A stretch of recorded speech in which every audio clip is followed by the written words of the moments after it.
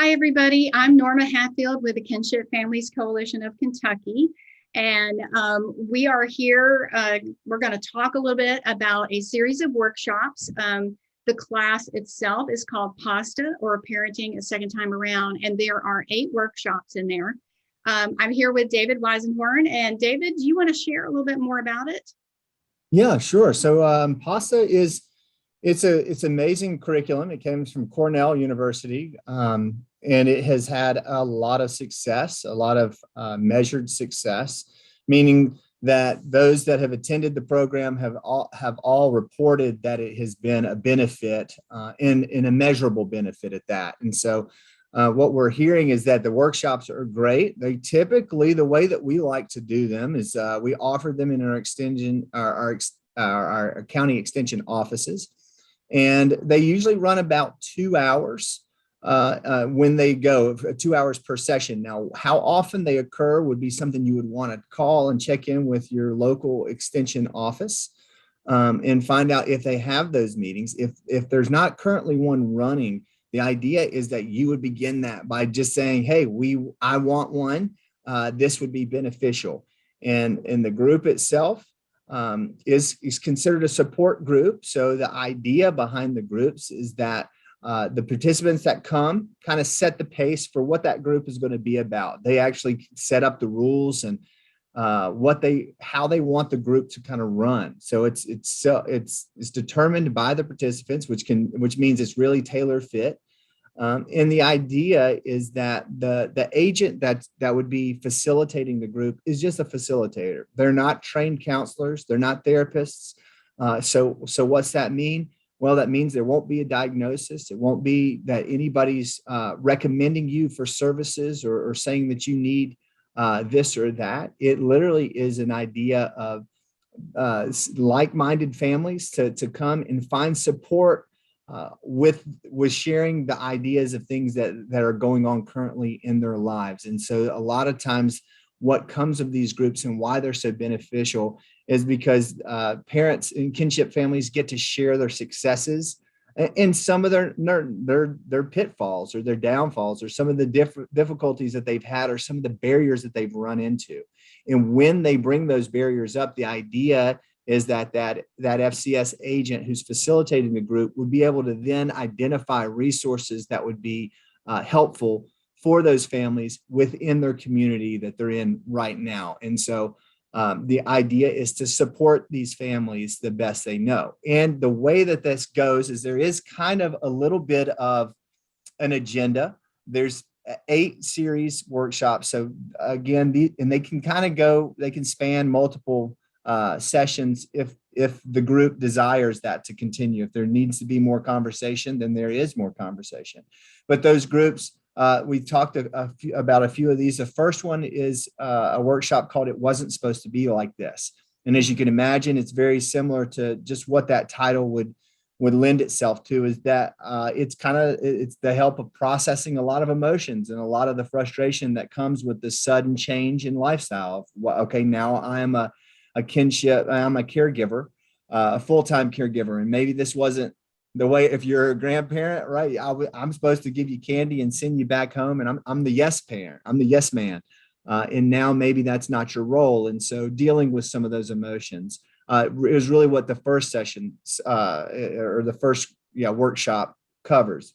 Then we have a second one, which is getting to know your grandchild. And that really kind of focuses on identifying some of the issues that might be taking place with your grandchild, and then really getting to know who they are and working around temperament and understanding what temperament means and the difference in grandchildren. And so then the third one is rebuilding a family. And so it takes this, okay, now we've got a new family. Maybe there's new rules or expectations in the house, and maybe new roles. And I'm no longer grandma or grandpa, and now I'm kind of mom and dad too. And so trying to figure out what those roles are and how to now form this new family. And so a lot of that session really targets on solution focused communication and different communication skills in order to build that family. And then the fourth one is what we're talking about today, which is called discipline is not a dirty word. And so, as you can imagine, this one is really going to focus on what discipline means, what your parenting style is. I think we take some time to try and figure out what your parenting style is, because why that is not that there's necessarily a good or a bad one. They all have strengths.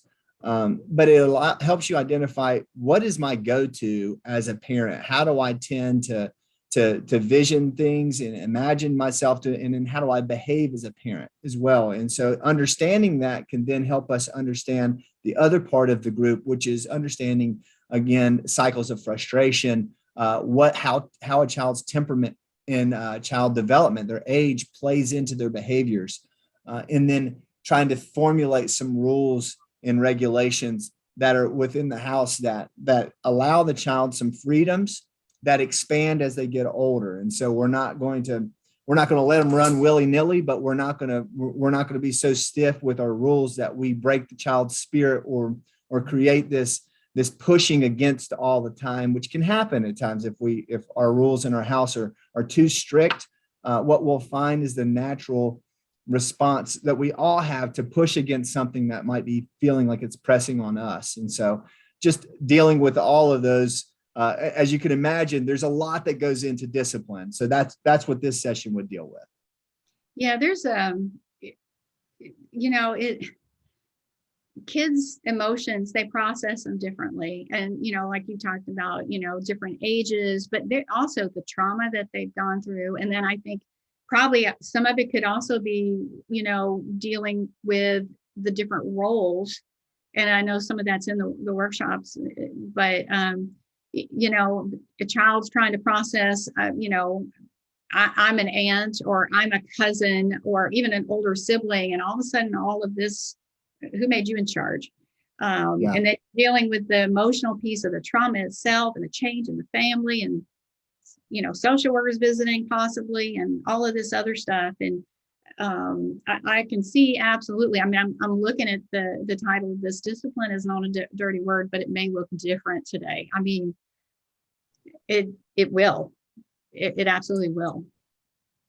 And like most things, we as time has progressed, we've learned a lot, right? We used to only wear lap belts, and smoking in a car with the windows rolled up was, no one ever thought twice about it. And as we gained more information about the safety issues in seat belts, that we got the cross, that we had a belt that now goes across our chest, and we now know that secondhand smoke is harmful. And so we've adapted what used to be normal and acceptable is no longer that way, because we've adapted because of the things we've learned. And as a family scientist, I've gotten to see how we've adapted the new information that we've gotten about some of the parenting practices that were acceptable a decade, 2 decades ago, 3 decades ago, are no longer. What we're finding out is some of those practices have real harmful effects. And so we're no longer endorsing that type of parenting. And so to come back in and say, oh, wait a minute, discipline isn't punishment. Oh, wait a minute. What do you mean by that? And so learning new ways of relating to our children and ways that we can encourage and help them, support them in being just being good citizens overall. There's a lot to learn in this workshop for sure. Yeah, I mean, as a caregiver, I'm thinking just the fact that a lot of these are in support groups, and even if you're not in a formal support group, just going through the series of workshops is a support element in itself. Yes. But just thinking about, okay, I'm learning all of this. I've got still all this stuff going on at the home. And it's going to change from day to day. I don't know, somebody's going to act out. I don't know how they're going to process something that maybe, might be shifting, as far as parental visits and things like that. And so it's not a straight line. It's changing every day. And I love the fact that, you have a place that, one, you can gather information, but you can share information at the same time. What works, what doesn't work.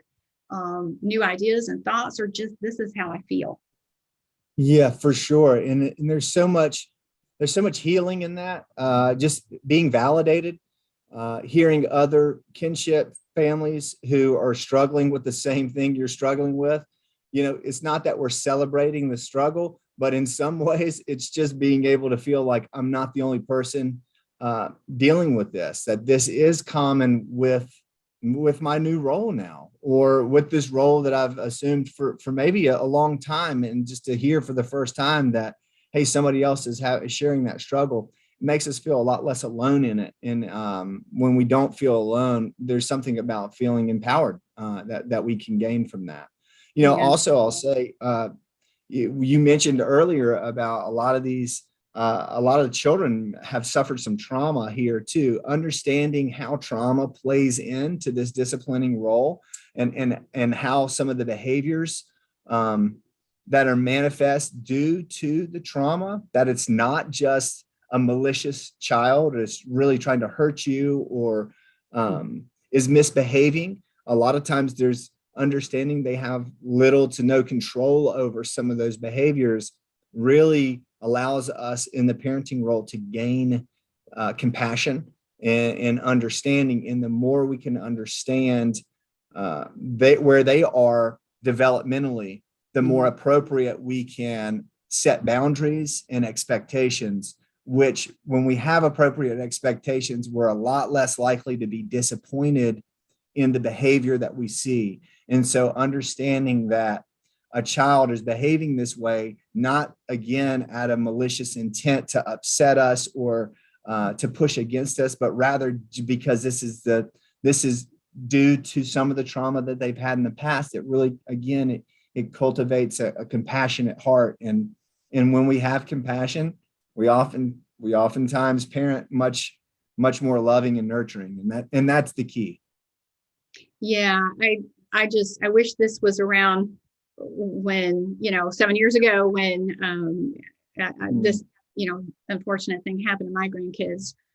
Or if it was, I sure didn't know about it, but it would have been definitely something I would have participated in. I would have been hesitant, I will tell you that, because you're just so emotional with everything. But at the same time, it's just, you want to do the right things. You want to deal with things in the best way possible. And it's all new. I don't care who you are when you get put in this situation. It is a complex, confusing emotional system itself. And there's a lot of dynamics going on within the family. As a caregiver, especially kinship family caregiver, there's a lot of dynamics there. We bring this up every time. We want each workshop discussion to stand alone. But as we're talking about the emotions and things like that, David, can you kind of set expectations for the facilitators as far as sharing emotions in the work group and how that all works, and the training levels and things? Yes, I think it's important. And the key element here is that the FCS agent, the Family and Consumer Science agent that will facilitate this group, is not a trained counselor. They are not licensed. That means they won't be offering a diagnosis. They certainly won't prescribe medication. It literally is just an opportunity to get people who are in a similar situation to share the things that have been beneficial and some of the things that haven't. And so the facilitator, oftentimes at the beginning of the group participants determine, hey, what kind of sharing do we want to do? What are some rules that we might want to have around sharing? And maybe that's a certain amount of time per person to share, or maybe they make rules on what's shared in the group doesn't go outside of the group. So it really, these groups are designed and I would say, designed by the participants themselves as to how they want these groups to run. Who can attend?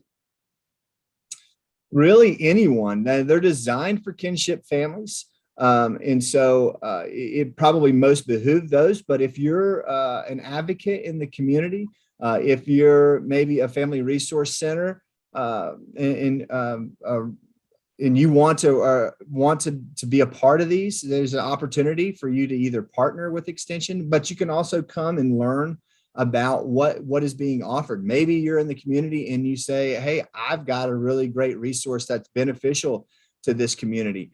Please reach out to that county extension office and ask for that FCS agent who's running the group and see how you can partner. Maybe you can come in for a workshop and share your resources with the families. We love the idea of connecting these families to the resources within their community that are going to help them the most. And maybe you're one of those and you say, yes, I want to be a part of that. That would be great for you to contact your extension office in your county and see how you can be a part of helping out. And these are free. Yes. Correct? Mm-hmm.